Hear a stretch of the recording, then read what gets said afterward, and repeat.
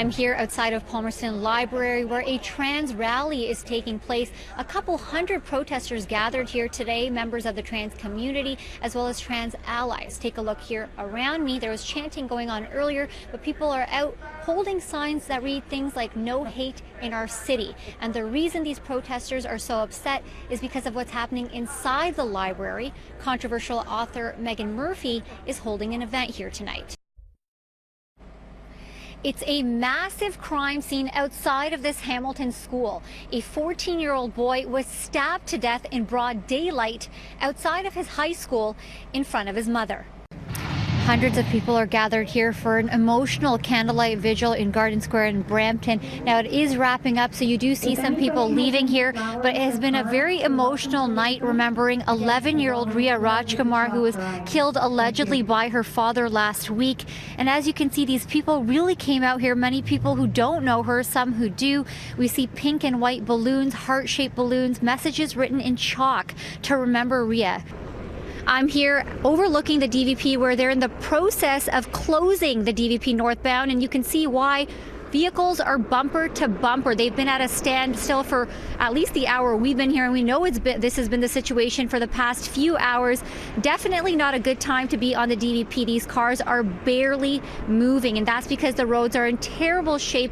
It's very windy out here right now. That snow is blowing. Visibility is a big issue. We even saw vehicles trying to reverse off of the entrance ramp into the DVP. We've also heard of reports of people simply leaving their cars on the road and walking because that's how frustrating the situation is right now. I decided to hop onto my bike and see what it was like to weave through this type of traffic. So far, so good. But that's because I haven't really had to merge with traffic quite yet.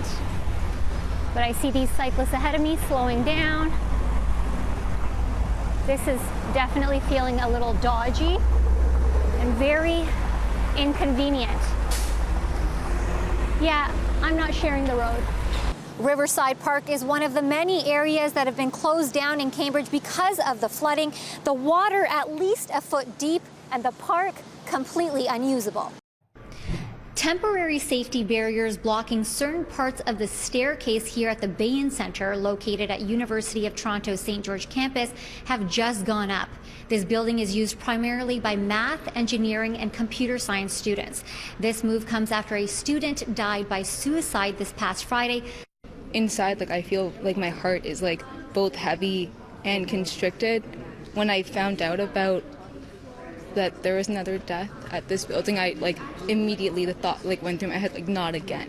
We already went through this. Students feel like this could have been their friend, this could have been them, and to be going about their day exactly the same, it almost feels like you shouldn't be.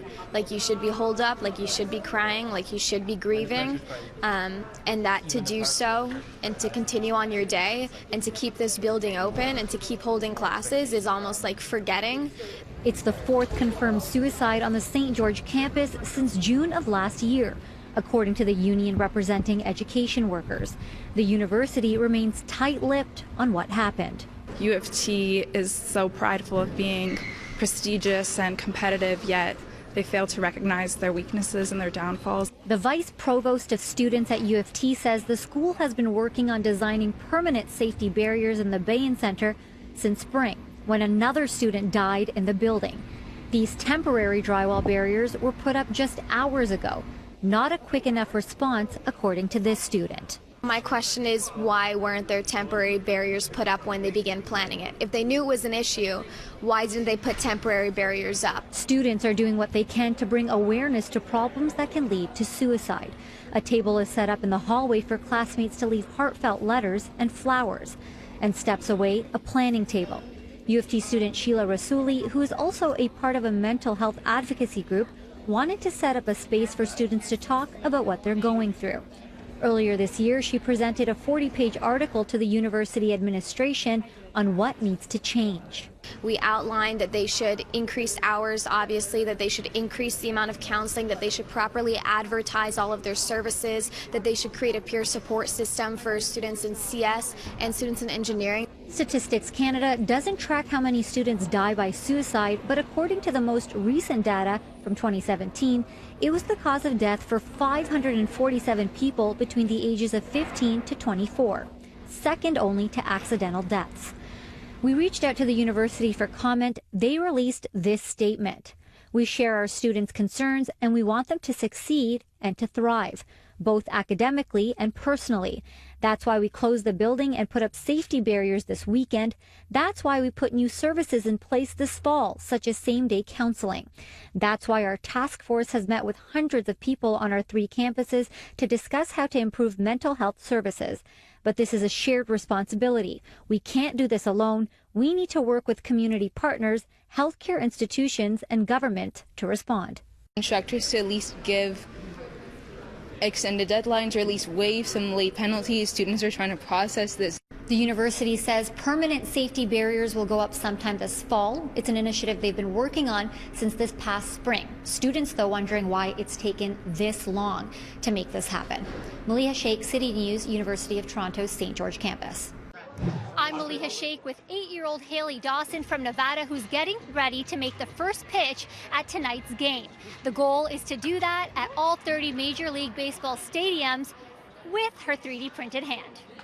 Hayley Dawson is a confident little girl with big dreams. I'm throwing out the first pitch for the Blue Jays. For simple reasons. I want to do it for fun. And no fear. Have you been practicing for today? No. While Hayley is as cool as a cucumber, the meaning of this moment isn't lost on her mother. Well, initially the purpose was she wanted to do this, and then, it became a platform for us to talk about Poland syndrome. That's what she was born with. And also a platform to talk about the robotic hand, because it's not that hard to get one. So if you're in need of one, there's organizations that'll make you one if you need it. Hayley was born with Poland syndrome and without a right pectoral muscle, which affected the growth of her right hand. She doesn't use it all the time. She uses it when she wants to. Initially, it was a functioning issue that we got the hand for that, but it became a confidence thing. So it built her confidence, because when she puts it on, she garners a lot of attention, and that helped her self-esteem. How many stadiums you've been to now? It's also a great way to get some autographs. And finally, the moment Hayley's been waiting for. With the crowds watching, confident Hayley busts a move, because she's getting closer to her goal. This is the 25th Major League Baseball stadium Hayley has pitched at. Only 5 more to go. The next stop is Tampa. Maleeha Sheikh, City News, Toronto.